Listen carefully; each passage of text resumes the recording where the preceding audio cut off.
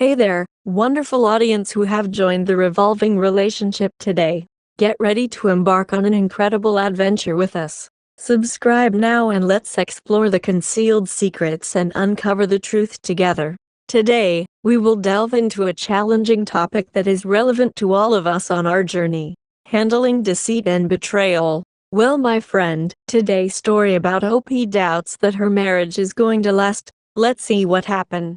I married my husband, Dan, when I was 20 years old, not unusual in my community. At the time I thought he was my dream guy. We had our issues, but everyone does.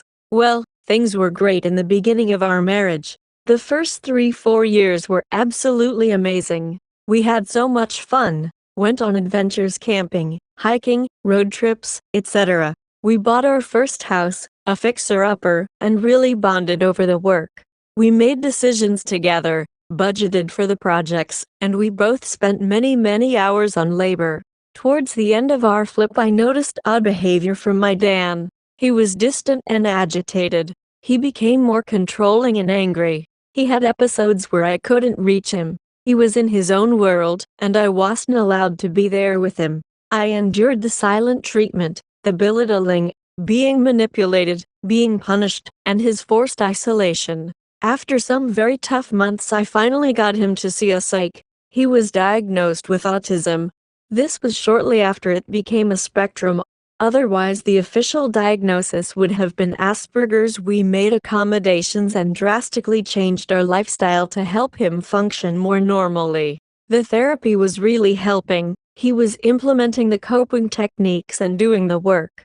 I really respected his doctors. They heard me and worked with me to strengthen our marriage. We each had a toolbox, fully stocked. 1 year after his autism diagnosis, Dan woke me in the middle of the night, clearly distraught and terrified. We rushed to the emergency room where it was discovered he has a medical condition that mostly affects geriatric patients, AFib. He was 26. It rocked my world. This man will die from this disease. His heart will eventually fail, but not before years of suffering. He needed daily medication to manage his stroke risk, which he was adamantly against before this happened. This should have been my wake-up call. He went into AFib because he was watching porn and masturbating. After his diagnosis, I desperately wanted a baby. I had not wanted any children before this, and we were both on that same page. I just knew that if he died, I wouldn't have a reason to do anything anymore. I wanted to know that if the worst-case scenario came to be, I would have a piece of him with me. The itch was festering, and we decided that our life circumstances were changing and a baby would bring joy and a much-needed change of direction. After a year of weekly therapy, daily rituals, momming him like it was my divine duty, and sucking up all of the negativity, I fell pregnant. My daughter is absolutely one of the best decisions I have ever made. She lights up my life, gives me reasons to strive to be better, makes me laugh like no one ever could. I honestly thought that life was headed in a vertical trajectory. But, ladies and gentlemen, this is where shit gets really real. Dan was offered a job that would require us to relocate 4 hours away. The pay couldn't be beat, and with a baby coming, it made sense to make the move. This is my first fuck up. I was isolated and heavily pregnant. I knew no one, and due to COVID ramping up, I wasn't really in a position to go out and make friends. I relied on him for my social, emotional, and financial situation. This all seemed normal at the time, but looking back, I am appalled at how I let this unfold. I was on my own for the last half of my pregnancy. I'm fortunate enough that at my 39-week mark, my mom came to stay with us. The plan was for her to stay for a week after my daughter was born to help with the daily tasks. I ended up going 13 days past my due date. After a very long labor, 32 hours of active, hard labor, my daughter was born at home. Dan pulled her from my body. It was the most connected I have ever felt with him. Seeing his tears and watching him hold our perfect newborn baby filled my heart to the brim. And maybe that's why I ignored what happened next. The day of my expected delivery, my mom suggested we go on a brisk walk to get things moving along. We spent some time at a park and my mother ended up breaking her leg, quite severely. This prolonged her stay with us, as she couldn't drive and it was logistically impossible for me to take her home. I loved having my mom there. Even though she ended up being less help physically than we thought she would, having her experience is what got me through the first weeks with my new baby. After spending so much time away from her toxic marriage, my mom decided that wasn't how she wanted to live her life. My mom's ex still thinks it's my fault they got a divorce because I sabotaged their marriage. I got a lot of hate from him and my ex-stepsisters. I felt like they were using my social media to keep tabs on my mom, so I deleted all of my socials. When the divorce was final, she relocated to our city. I spent loads of time with her. I wanted to rekindle our relationship and my daughter adored her. My husband, however, grew jealous and resented the time I was spending with her. He would make rude comments about my childhood and the way we grew up. My mom was an uneducated single mom of 3 kids, and my dad was addicted to meth. We were in poverty. We were ostracized from our family because we weren't practicing their religion. It was just us, and my mom really did the best she could with our situation. He began to drive wedges and pick fights with me about my mom. It was strained, so I backed off of my new friendship with my mother. I hate that I did this. The regret of that decision haunts me literally every day. I didn't know what turn my life was taking, and I wish I hadn't left her in the dark. Monthly struggles became weekly struggles, which became daily struggles. I never knew who he was going to be when he got home. I admit, I was weak, and I should have stood up to that shit a long time before I did. I just did my best to be the picturesque housewife. The woman who cleans, cooks, fucks, sucks, and has a rock-hard body.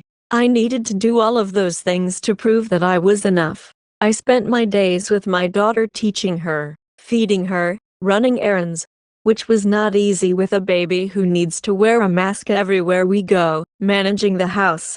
Dan was working mandatory overtime and working a good distance away.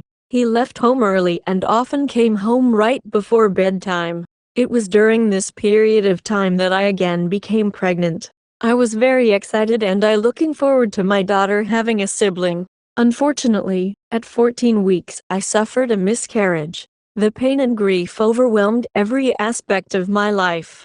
Things lost their color, it was hard to smile, and it took serious willpower to keep taking care of my little girl. My baby was dead, and I had to figure out how to be okay again. I spent lots of time talking to Jackson and we decided that it was best to stop trying while I healed physically and mentally. I thought I had made my intentions perfectly clear, but he took the first opportunity that he could to get me pregnant again. My very next ovulation cycle I was pregnant. I didn't have enough time to process my feelings after the loss of my child before I had to jump back into pregnancy again. This felt like a huge violation of my boundaries, and the disregard for my feelings and body was a slap in the face, but my reality was that we were having another baby. So I forced my big girl panties on and tried to make the most of what should have been a precious time for us. To say that my third pregnancy was hard would be a gross understatement. I became quite ill. I developed hyperemesis gravidarum, which is something similar to a stomach flu, only lasting for the entire duration of my pregnancy. I was vomiting a dozen or more times a day. In total, I lost 18 pounds. I had severe constipation, which culminated in literally the worst postpartum poop you can imagine. That constipation, combined with large hemorrhoids and a lack of body fat, made my recovery so much harder than the first. During my pregnancy, Dan and I were often not having sex, with virtually no intimacy in the last trimester as my symptoms were becoming unbearable. He was distant and uncaring. He grew tired of hearing my woes and essentially shut me out. He stopped going to my prenatal appointments and made no effort to connect with our family. He was angry and had outbursts of mean words followed by manipulative conversations that left me feeling confused and guilty. I became depressed, and as my due date approached, the anxiety of another home birth was overwhelming. Dan was exposed to COVID at work and had to isolate himself from us. He stayed in our travel trailer while my daughter and I stayed in the house. It was very tense and required a lot of effort to keep things moving around the house. He took his computer out with him and spent most of his time on his game. I wondered then if he was having an affair. During the Christmas season he was practically absent. He did not want to do any of our traditional Christmas activities, family photos, making gingerbread houses, shopping for gifts, and we almost didn't have a Christmas tree because he didn't see the point and thought Christmas was stupid. Christmas Day rolled around and he couldn't be bothered to interact. He was sucked into his phone and wasn't excited about opening presents. He was rude toward my family. It was a very small gathering with just my mom, my sister, and my brother. He wouldn't take pictures of or with our daughter and didn't say thank you for the gifts he received. After my family left he complained about them the rest of the evening. I didn't have the energy to deal with his hostility, so I tried my best to avoid him. Dan began working overnight shifts as the building he was working on was now making appointments, and any of the warranty work needed to be done after business hours. Jackie picked up an interest in trading, and informed me that he was opening his own checking account so he could trade outside of our main checking account. I had reservations, and because of the state of our relationship I was instantly suspicious of it. I tried to give him space and trust that he was just using it for his trading hobby, but I knew that it was a bad situation. He grew colder toward me every day. I never knew who he was going to be when he came home, and I was always on edge. I gave birth to my second daughter at home. It was very traumatic, and both my baby and I nearly didn't make it. She was born in her bag of waters, and because of the swelling it was causing her to be stuck in the birth canal. Her heart rate was getting slower and fainter, and ultimately my midwife had to break the waters to give her enough room to come out.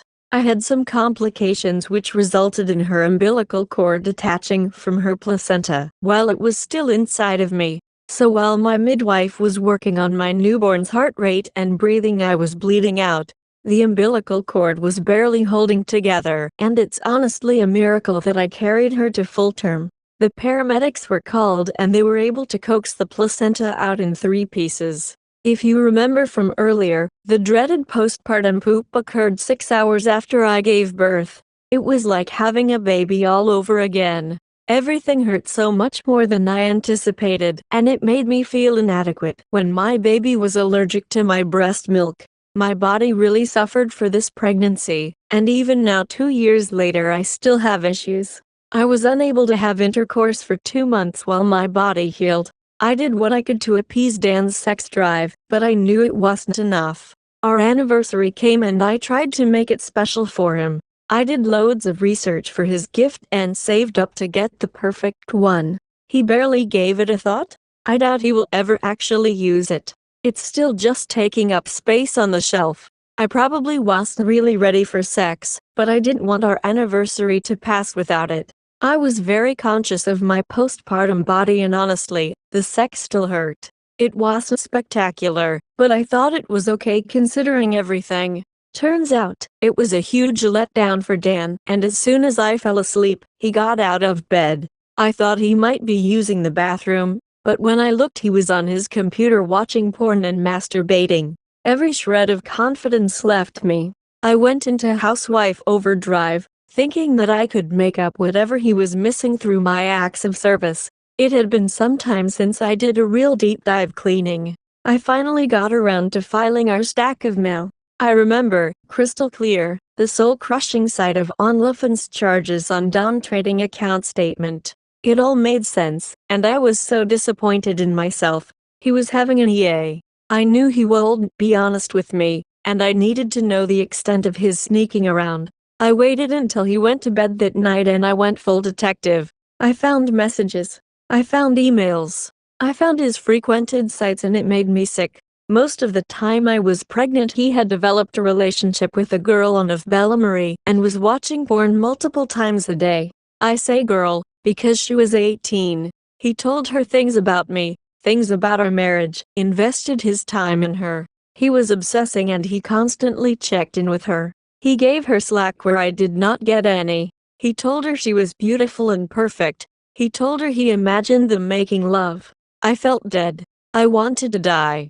I thought about it over and over. What was the point of anything? My life was a lie. I was trapped, uneducated, unemployed, and now I have 2 children. I pictured my family without me. I thought about what the lives of my daughters would be like without me. I wondered if my absence would be better for them. I wondered if the harm I caused them from seeing this emotional breakdown of our marriage was worse than if I just stopped being here. But I couldn't do it. My drive to protect my girls overrode my feelings. I was so angry and I didn't want them to be raised by a liar, a cheater, and I never want them to think they aren't good enough.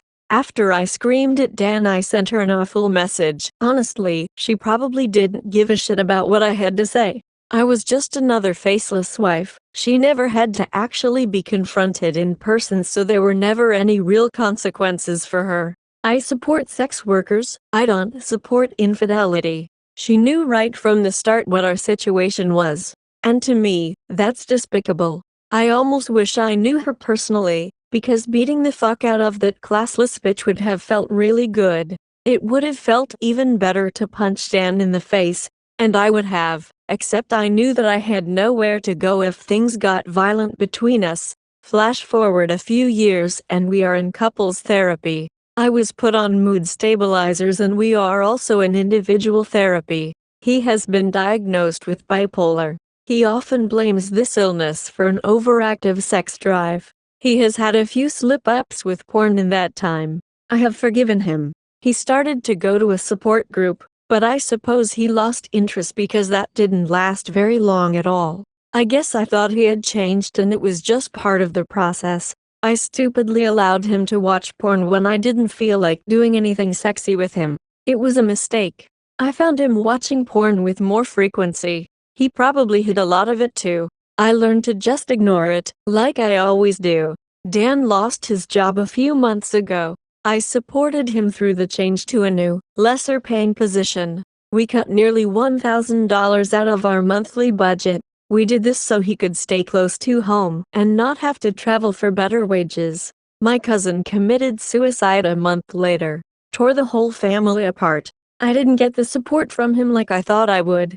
I mostly just kept quiet and cried while he was at work or not at home. And then this morning he drops a bomb on me. He just blurted it out in front of the kids. He told me that he masturbated in front of a mutual friend while he was on vacation with our girls several months ago. I stayed home very sick. He only told me because he was afraid I would find out. It makes it so much worse that he can't even be trusted when he is with our daughters. I'm lost. I'm hurt. I'm wondering what the hell I do now. It's no wonder he has been dropping hints at an open marriage. No wonder he has been distant. No wonder he has been anxious. He said he didn't tell me because of the way other things had played out. He felt it wasn't the right time. But he had months of it being the right time before he lost his job and I lost my cousin. It's just excuses. This is a whole new level of cheating for me, and it feels like this is the end. I have nowhere to go. I'm still a stay-at-home mom, and my kids are too little for me to go to school. I am fuming at my so-called friend. I am numb in a way. I can't even cry. I feel empty from so much of this bullshit. My life is a train wreck. I don't even know if I want a divorce. I love him. Isn't that pathetic? I'm not sure that he loves me. And now I have to go and face him. And I just don't have anything to say. I want to ask him to leave, but how would that work? I want him to go work out of town and let me be. But how? How?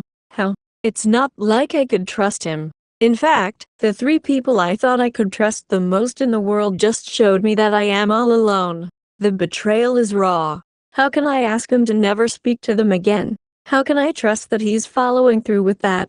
How can I let him visit them by himself? But how could I go with him? How can I trust my children with them if I die? I feel like a fool. We went up there for a visit last month and I sensed tension and it was awkward. I thought it was just because I was up there for my cousin's funeral and they didn't know what to say to me. I know better now. My friend is pregnant. If Dan hadn't had a vasectomy, I would wonder if it was his. A part of me still does, I guess. I was happy for her, now I'm just angry. What was going through their heads? I want to know all of the details, but at the same time I am disgusted by the whole thing. I never want to have sex with him again. How can I possibly move on from this? I feel like I have to pretend that it never happened. I feel like I am always getting the short end of the cheating stick.